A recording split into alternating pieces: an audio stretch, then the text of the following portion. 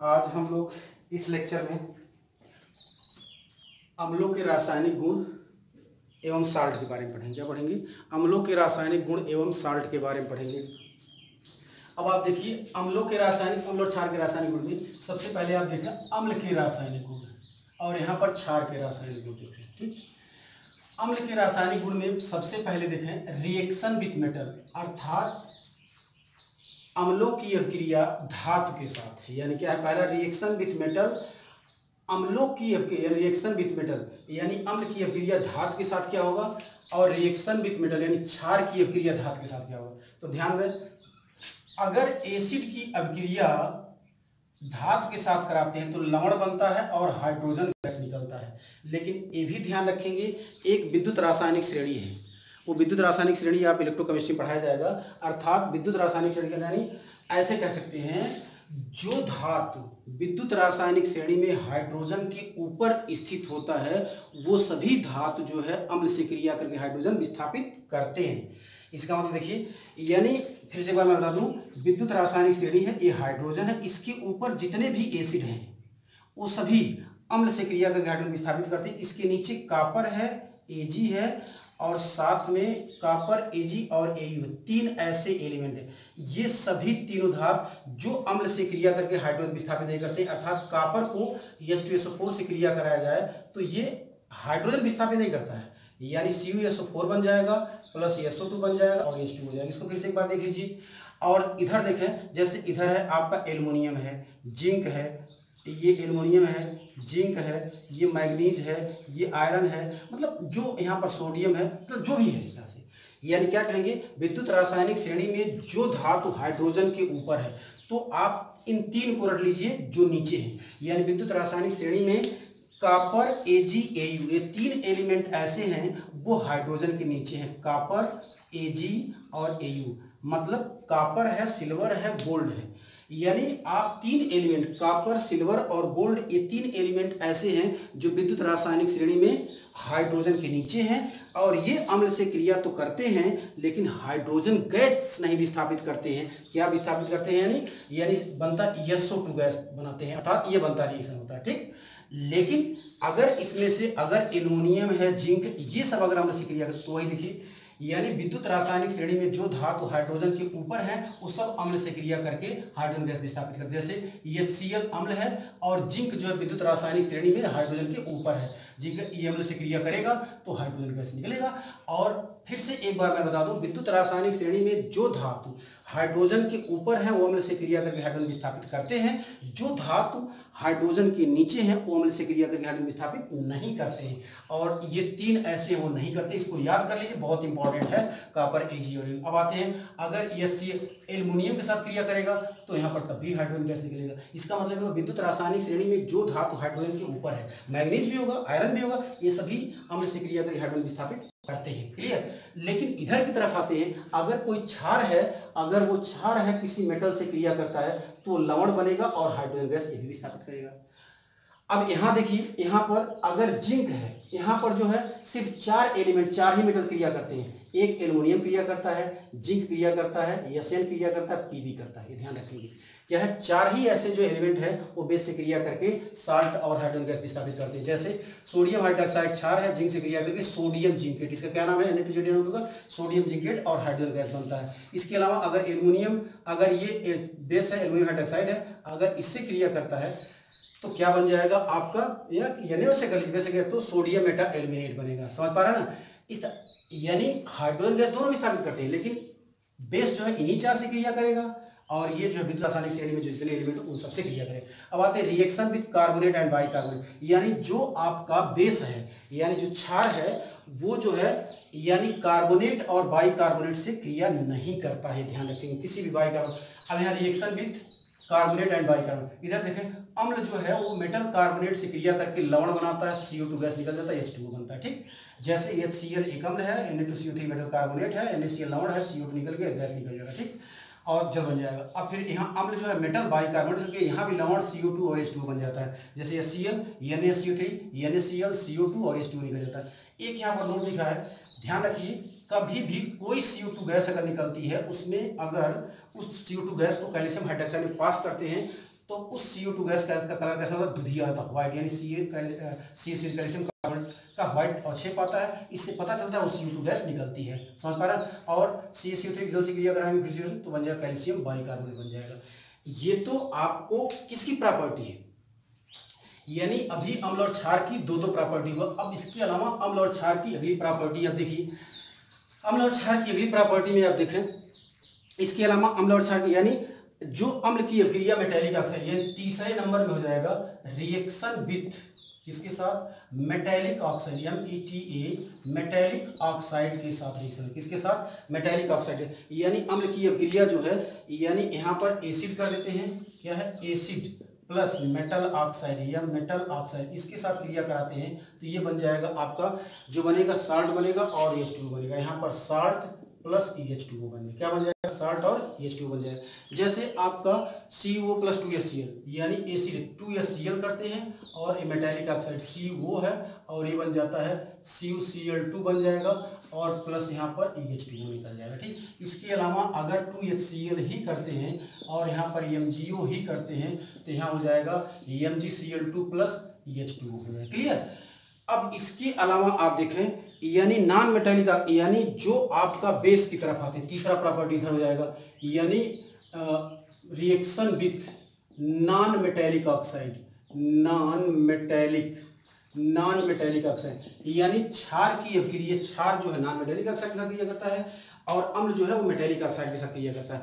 अब इसमें देखिए, यानी आपका इसमें जो हो जाएगा यहाँ पर नॉन मेटल ऑक्साइड, क्या हो जाएगा, non metal oxide plus base हो जाएगा, क्या हो जाएगा, बेस, और क्रिया करने के बाद क्या बनता है, साल्ट प्लस H2O बनता है, क्या बनता है, साल्ट प्लस H2O बनेगा, क्या बनेगा, salt plus H2O। Non metallic oxide में CO2 है और बेस में COH का होल ट्वाइस है और ये बन जाएगा CaCO3 बन जाएगा और प्लस यहाँ पर H2O निकल जाएगा। ये अम्ल और क्षार की जो रासायनिक गुण थे, किसके थे, अम्ल और क्षार के रासायनिक गुण। अब इसके बाद आते हैं साल्ट। साल्ट क्या है और इसके टाइप आपको देख लिया, देखिए। अब इसमें आप देखें, पहले आप समझ लें साल्ट क्या है, SALT साल्ट, ठीक। यानी लवण नहीं, अम्ल और क्षार की अभिक्रिया से पानी के अलावा जो यौगिक बनता है उसे क्या कहते हैं, साल्ट कहते हैं। यानी यहां पर हम कर देते हैं अम्ल प्लस क्षार की अभिक्रिया से, अम्ल प्लस क्षार की अभिक्रिया से जो पानी के अलावा जो यौगिक बनता है, यहाँ पर जल जो यौगिक बनता है उसको हम क्या कहते हैं, लवण कहते हैं, क्या कहते हैं, लवण। यानी यहाँ पर हो जाएगा एसिड और यहाँ पर हो जाएगा बेस और ये आपका साल्ट और आपका यहाँ पर हो जाएगा H2O, इसको याद रखें। यानी अम्ल और क्षार की अभिक्रिया से पानी के अलावा जो यौगिक बनता है उसको हम क्या कहेंगे, साल्ट कहेंगे, इसको आपको याद रखना है। अब साल्ट का अलग अलग कैटेगरी है, यानी साल्ट की अलग अलग, यानी अब साल्ट के टाइप में, यानी यहाँ पर देखते हैं, यहाँ एग्जाम्पल लिख देते हैं। जैसे आपका HCl की अभिक्रिया जो है NaOH के साथ कराते हैं तो भी आपका बन जाएगा NaCl बन जाएगा, ये साल्ट है और H2O निकल जाएगा। इसके अलावा HCl की अभिक्रिया जो है 2 HCl लग दे और यहाँ पर MgOH का होल ट्वाइस कर दें और ये बन जाएगा MgCl2 बन जाएगा और प्लस 2 H2O निकल जाएगा। ये सब साल्ट है, ठीक। तो जो साल्ट बनेगा वो ध्यान रखें, वो साल्ट के टाइप पर देखा जाए तो आप देखिए, ध्यान दीजिए, इसमें साल्ट के टाइप की दो कैटेगरी, इसको हम मिटा दे रहे हैं, ये साल्ट की परिभाषा हो गया। और साल्ट अब देखें, यानी यहाँ पर देखिए types of salt, TYPES, types of salt, salt के प्रकार, किसके प्रकार, साल्ट के प्रकार। आप देखिए, अब साल्ट के प्रकार में आप देखें साल्ट के प्रकार में इसमें पहला नंबर 1 में जो है, पहली यानी nature of acid and base, acid और बेस की प्रकृति के आधार पर, nature NATURE, nature of acid and base, ठीक है, nature of acid and base, acid और बेस की प्रकृति के आधार पर, nature of acid and base, acid और बेस की एसिड और बेस की प्रकृति के आधार पर साल्ट के टाइप। अब इसमें साल्ट 4 तरह के होंगे। अब आप देखिए, नंबर 1 जो है, number 1 strong acid plus strong base से बना साल्ट। नंबर 2 में हो जाएगा, नंबर 2 में strong acid plus weak base से बना साल्ट, और नंबर 3 में हो जाएगा weak acid plus strong base से बना साल्ट, और नंबर 4 में हो जाएगा weak acid plus weak base से बना साल्ट। ये 4 तरह के आपको साल्ट मिलेंगे। कितने तरह के साल्ट मिलेंगे? 4 तरह के साल्ट मिलेंगे। अब इसको कहते हैं प्रबल अम्ल और प्रबल क्षार से बना लवण, प्रबल अम्ल और दुर्बल क्षार से बना लवण, दुर्बल अम्ल और प्रबल क्षार से बना लवण, दुर्बल अम्ल और दुर्बल क्षार से बना लवण। अब आप देखिए स्ट्रांग एसिड, हम स्ट्रांग एसिड के बारे में देखें, यानी स्ट्रांग एसिड, यह स्ट्रांग एसिड में HCl आता है, HNO3 HCl आता है, H2SO4 आता है और HNO3, ये प्रबल अम्ल है। और स्ट्रांग बेस में हमने आपको बताया था NaOH आता है, उसके बाद आपका KOH आता है, उसके बाद आपका CaOH का होल ट्वाइस आता है, उसके बाद MgOH का होल ट्वाइस आता है। ये सब स्ट्रांग बेस है। इन दोनों की क्रिया से जो बना, अर्थात अब देखिए, अब किसी के साथ, यानी यहाँ पर देखें, यहाँ पर हम करते हैं यानी एसिड प्लस बेस, और यहाँ पर क्या बन जाएगा?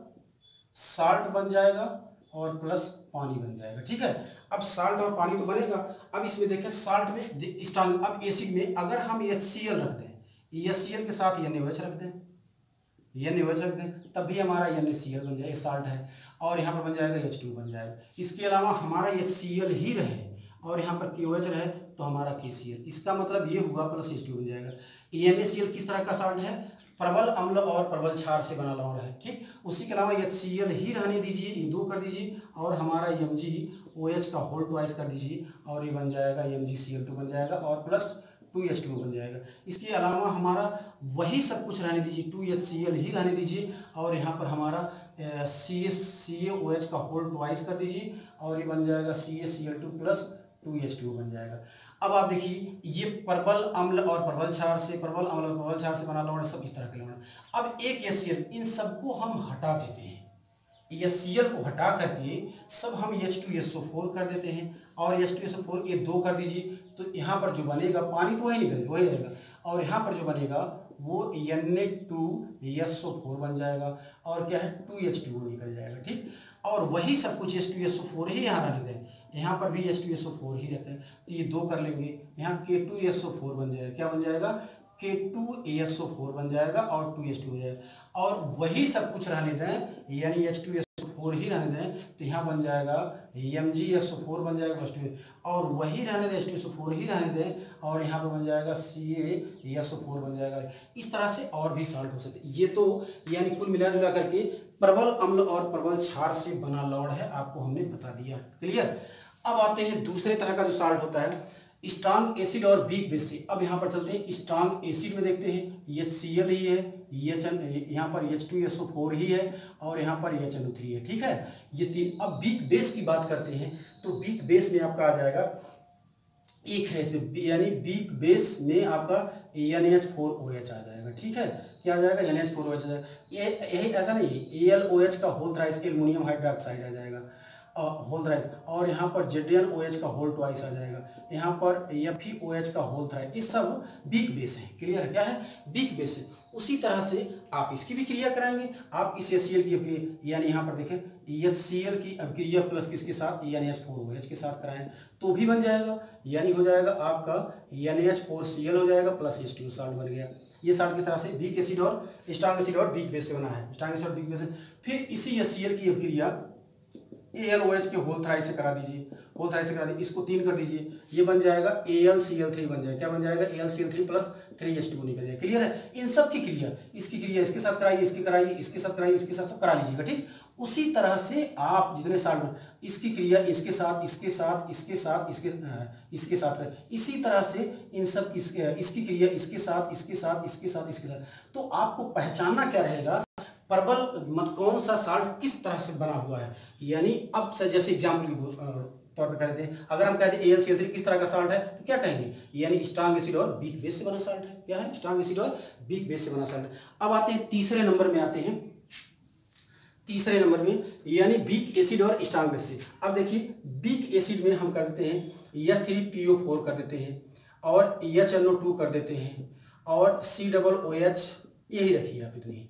ऑक्जेलिक एसिड कर देते हैं। ये वीक एसिड है। स्ट्रॉन्ग बेस की बात करते हैं, NaOH कर देते हैं, KOH कर देते हैं, CaOH का होल ट्वाइस कर देते हैं और MgOH का होल ट्वाइस कर देते हैं। ठीक है, ये सब। अब इनकी क्रिया कराइए आप, यानी यहाँ पर अगर हम वीक एसिड है H3PO4 की क्रिया 3NaOH के साथ कराते हैं, इसके साथ 3NaOH के साथ कराते हैं, तो ये बन जाएगा आपका Na3PO4 बन जाएगा, प्लस क्या निकल जाएगा, 3H2 निकल जाएगा। ठीक, इसी तरह से इसकी क्रिया इसके साथ कराइए, इसके साथ कराइए, इसी के साथ कराइए, हो जाएगा ना आपका।